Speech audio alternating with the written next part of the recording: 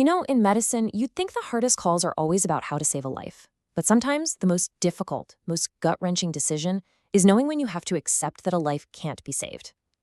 Today, we're diving into one of the most profound moments a doctor can ever face, the decision to stop resuscitation.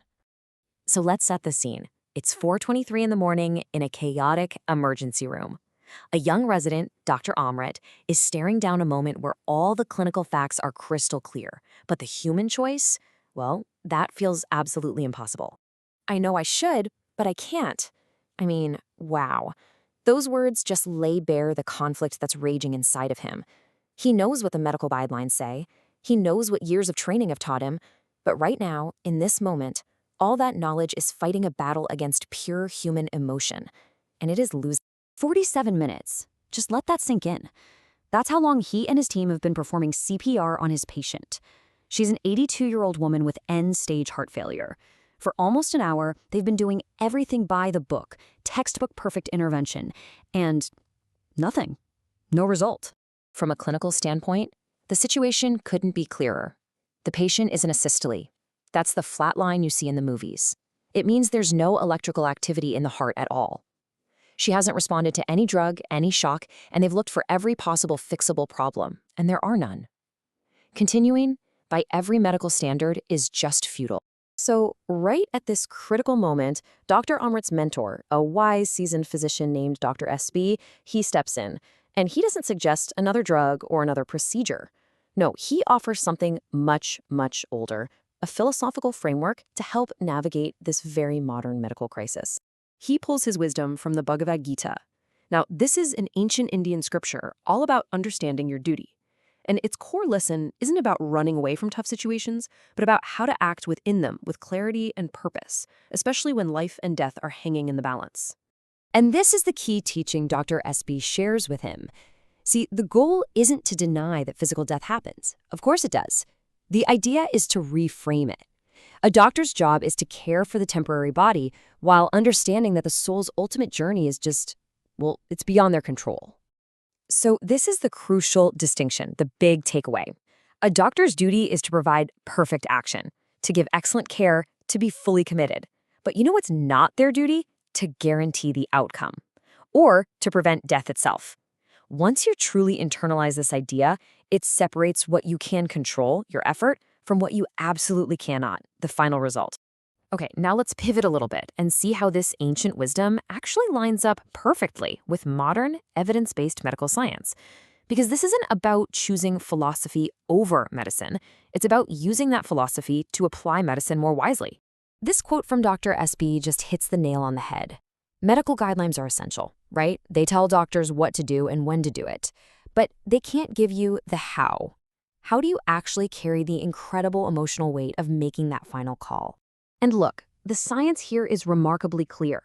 Medical guidelines say it's completely reasonable to consider stopping after about 30 minutes of CPR if the patient is in a systole, if there are no fixable causes, and if their overall prognosis is poor. Dr. Amrit's patient, she met every single one of these criteria and then some. Now, of course, the guidelines have nuance. There are definite situations where you push on for much longer, like if the patient had a shockable heart rhythm, or if they're young and otherwise healthy, or maybe you're actively treating a reversible cause like severe hypothermia. But these exceptions just make it even clearer why stopping was the appropriate call in Dr. Amrit's case.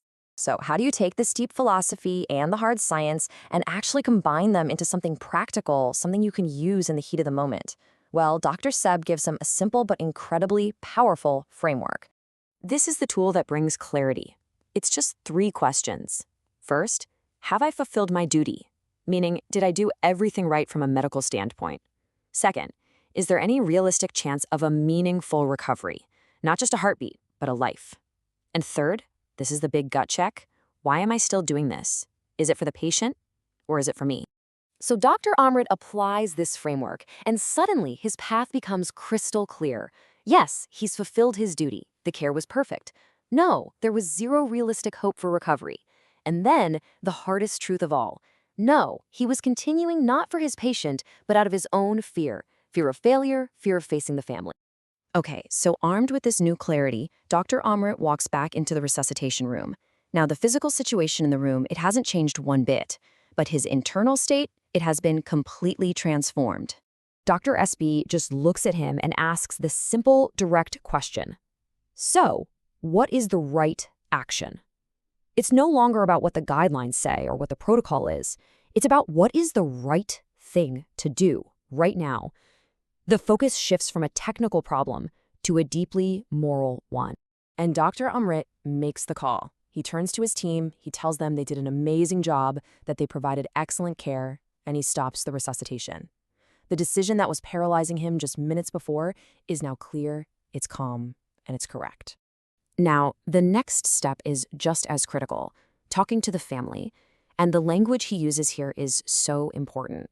It's honest, it's compassionate, and it's unambiguous.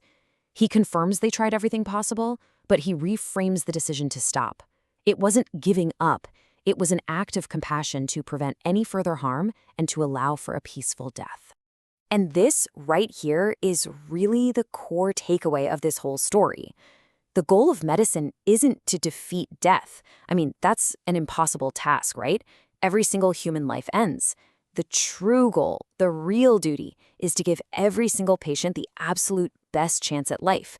And when that has been done, the duty is fulfilled, no matter what the outcome is.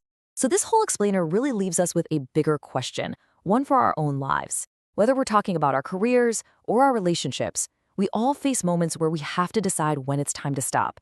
So how can we learn to see those endings not as failures, but as the respectful, honest, and courageous fulfillment of our duty?